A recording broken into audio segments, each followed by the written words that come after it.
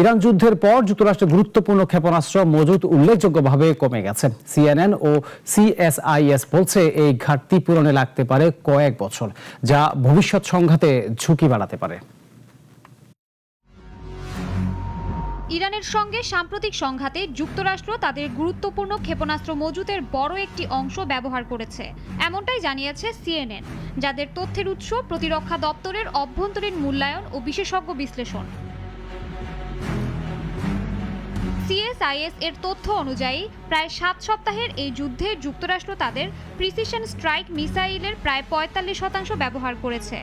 শুধু তাই নয়, থাড ও প্যাট্রিয়টের মতো গুরুত্বপূর্ণ প্রতিরক্ষা ব্যবস্থার ইন্টারসেপ্টর মিসাইলের প্রায় অর্ধেকও শেষ হয়ে গেছে। বিশ্লেষণে আরও দেখা গেছে যুক্তরাষ্ট্র তাদের টমাহক মিসাইলের প্রায় 30%, দূরপাল্লার joint air to surface stand off মিসাইলের 20%-এর বেশি এবং SM-3 ও SM-6 মিসাইলের প্রায় 20% ব্যবহার করেছে।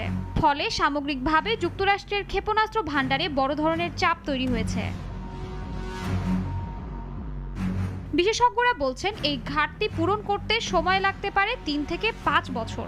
এমনকি উৎপাদন বাড়ানোর উদ্যোগ নেওয়া হলেও দ্রুত সরবরাহ সম্ভব নয়, কারণ অতীতে অর্ডার কম ছিল এবং উৎপাদন সক্ষমতা সীমিত।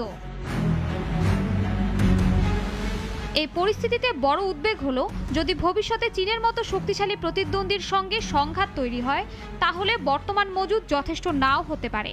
বিশেষ করে পশ্চিম প্রশান্ত মহাসাগরীয় অঞ্চলে যুক্তরাষ্ট্রের সামরিক সক্ষমতা দুর্বল হওয়ার আশঙ্কা তৈরি হয়েছে। তবে পেন্টাগন বলছে তাদের কাছে এখনও প্রয়োজনীয় সামরিক সক্ষমতা রয়েছে এবং প্রেসিডেন্টের নির্দেশে যে কোনো অভিযান চালানো সম্ভব।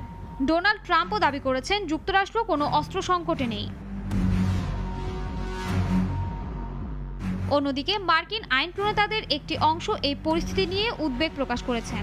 তাদের মতে মধ্যপ্রাচ্য সহ অন্যান্য অঞ্চলে যুক্তরাষ্ট্রের প্রতিরক্ষা প্রস্তুতি এতে প্রভাবিত হতে পারে।